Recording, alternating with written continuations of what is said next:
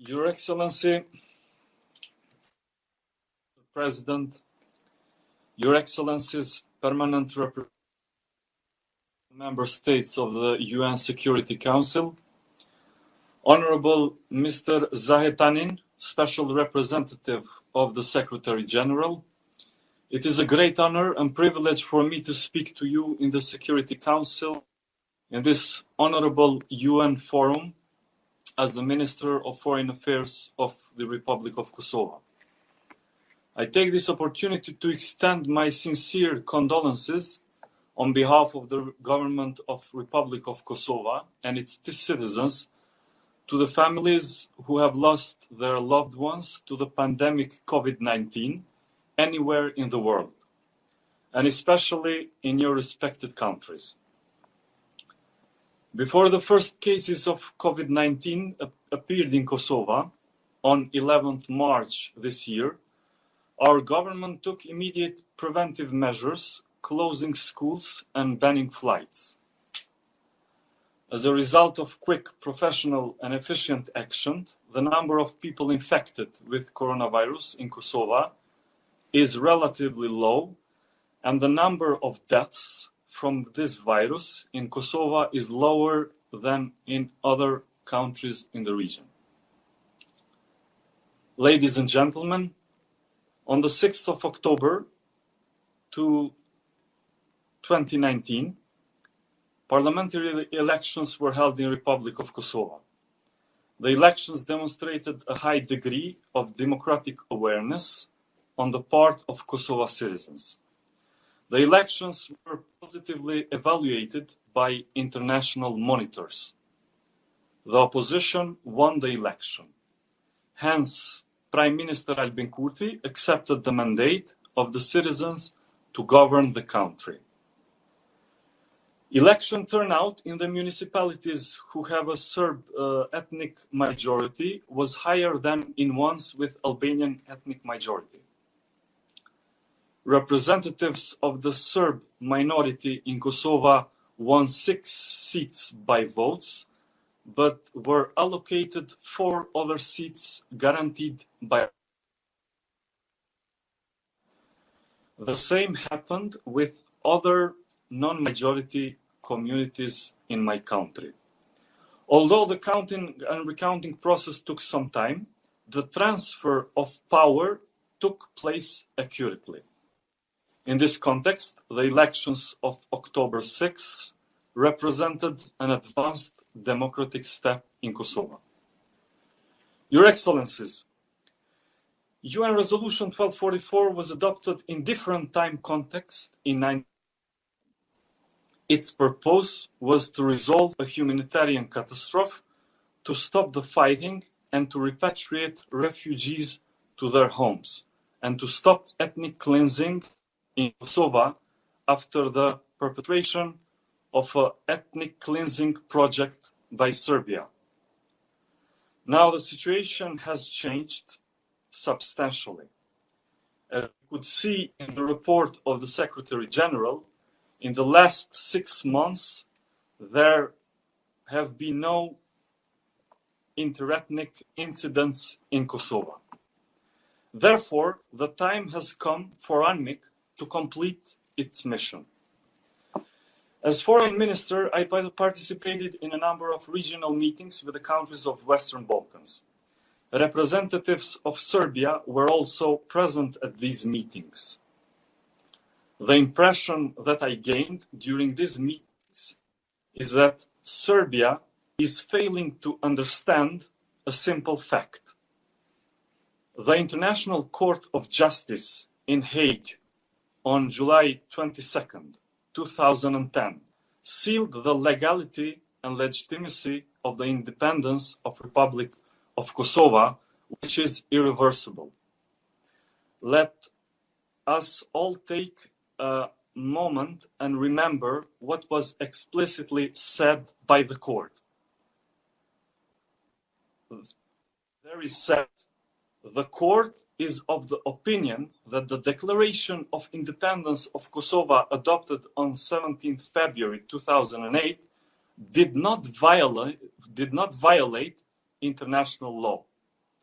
The sooner Serbia understands this, the more benefits there will be for Serbia, for us, and for our region. I know that some of the states represented today in the UN Security Council have not recognized Kosovo as an independent and sovereign state. The majority of the UN countries, however, have recognized the Republic of Kosovo. I invite you to recognize the Republic of Kosovo.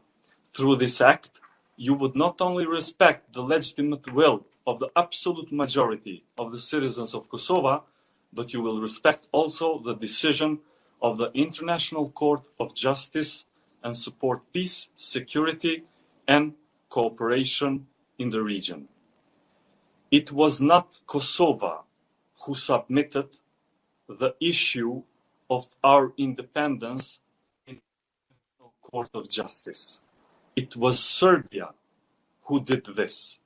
So they submitted, they asked this respectable and honorable court about independence of Kosovo. They submitted the question, the issue, and it is hypocritical attitude to ask court and to not respect the answer they were giving. Ladies and gentlemen, the report of Secretary General cites the International Committee of the Red Cross in saying that there are 1,641 missing individuals since the war in Kosovo in 1999, including our prominent professor of the University of Pristina, Mr. Ukshin Hoti. Professor Hoti was last seen on 16th of May 1999 in Dubrava prison. He was arrested by Serbian regime for political reasons. That day, he was to be released, spending 5 years in Serbian prisons as a political prisoner. The guards took him out of his cell and he was never seen again. Where is Ukshin Hoti? He was in the hands of the Serbian state institutions. Like Professor Hoti, there are 1,641 other people. The state and society of Kosovo should know where Ukshin Hoti is. Where are all of these missing persons? Another tragedy that pervades the lives of many Albanian women, and men also, since the war in 1999, is sexual violence. This is a very sensitive issue, and it comes as no surprise that many of these women and men do not want to register nor identify due to the fear of reliving the horror again. Despite that, there are brave women who have decided to face their fears and come forward.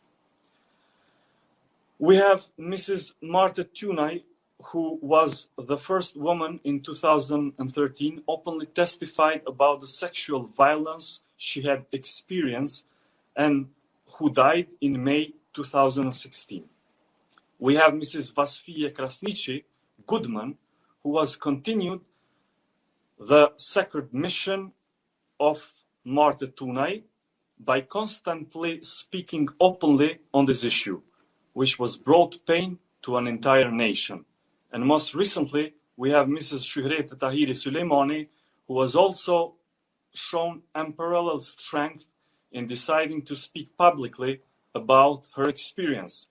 Today, I thank the courage of these women who inspire and encourage other women and men to see this.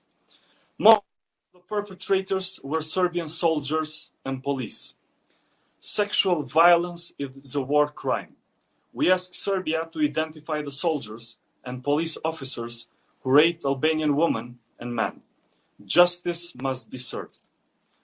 One of the latest unjust actions of the Serbian government is the arrest of our citizen, Mr. Nezir Mehmetaj. He was arrested by the Serbian authorities at the border between Serbia and the Republic of Kosovo on January 3rd. Mr. Mehmetaj's family has stated that he and his close family have lived in Switzerland for about 30 years. Because Mr. Mehmetaj suffered from diabetes, his health has deteriorated significantly in his detention. I appeal to you, honorable permanent representatives of the UN member states, to use your authority to intervene and to call for Mr. Mehmetaj's release from Serbia's prisons. Ladies and gentlemen, our country's relations with Serbia have remained difficult. The government of the Republic of Kosovo is convinced that our relations with Serbia can be improved only through an equal, sincere and constructive dialogue. To create such an environment, on April 1st, our government decided to remove 100% tax on goods from Serbia and Bosnia and Herzegovina, which was imposed by our previous government. At the same time, we have taken some gradual measures of reciprocity to address the many non-tariff barriers that Serbia has imposed on our goods.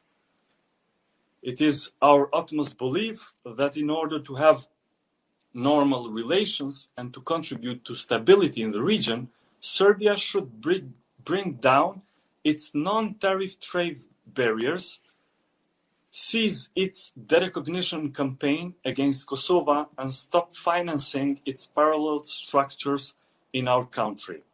Mr. Dačić himself was running a campaign going to the states which already recognized independence of Kosovo and deceiving these states about the character and the status of the dialogue.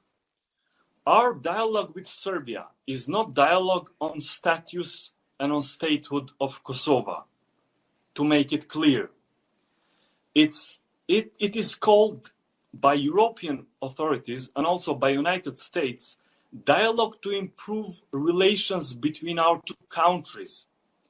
But Mr. Dačić is going to some states, UN members, deceiving them that as if it's a dialogue on status talks, which is not. We ask Mr. Dačić and Serbia to immediately stop this campaign. In recent days, Mr. Kurti sent a letter to the President of the United States, Mr. Donald Trump, about the dialogue with Serbia. On March 23rd, Prime Minister Albin Kurti had a telephone conversation with German Chancellor Angela Merkel, and on April 9th, he also had a telephone conversation with French President Emmanuel Macron. In all this communication, Prime Minister Kurti made Kosovo's position clear, calling for a dialogue founded on equality, a dialogue that does not harm the territorial integrity and unitary character of our state, and one that aims to improve the relation between Kosovo and Serbia, which must result in mutual recognition. For reasons of culture, geography and history, Kosovo's future lies within the European family of democracies. Therefore, we are committed to pursuing the goal of full membership in the European Union as soon as possible and to implementing the required reforms.